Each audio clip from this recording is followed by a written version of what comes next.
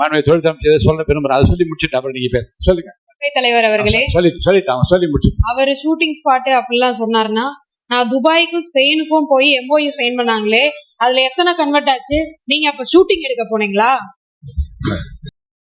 மாண்புமிகு பேரவைத் தலைவர்களே, அரசின் தாவேக அரசின் 100 நாள் ஆட்சி சாதனை 2026 மே 10 முதல் 104 புரிந்துணர்வு ஒப்பந்தங்கள் போடப்பட்டதாகவும் 1,02,514 கோடி முதலீட்டுகள் உறுதிமொழிகளை பெற்றுள்ளதாகவும் 2026-27 கொள்கை விளக்க குறிப்பு பக்கம் 33 குறிப்பிடப்பட்டுள்ளது.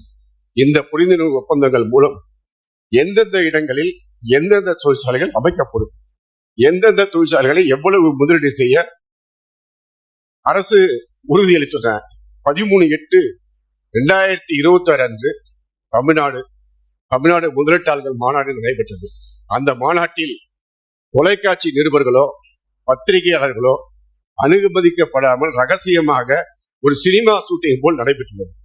முதலீட்டாளர்கள் யார் யார் என்பதை பொதுமக்கள் அறியக்கூடாதா? சினிமா ஷூட்டிங் கிளைமாக்ஸ் என்ன என்று தொழில்துறை அமைச்சர்.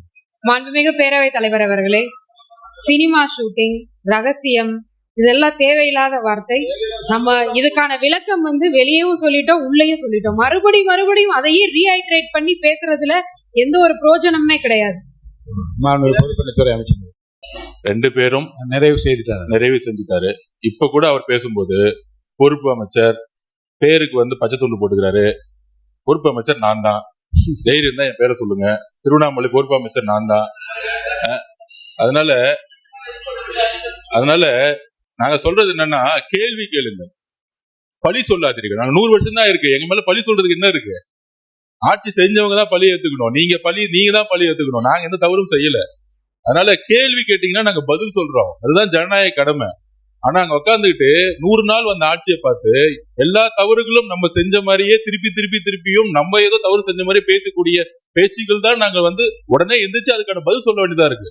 அதை சொன்னா உடனே எல்லாரும் எந்திரிச்சு கத்துறாங்க. ஜனநாயக பூர்வமா அண்ணன் பேசும்போது நாங்க அமைதியா கேட்டுட்டு இருந்தோம். ஆனா அவங்க நாங்க பேசணும்னா அவங்க கேட்க மாட்டாங்க.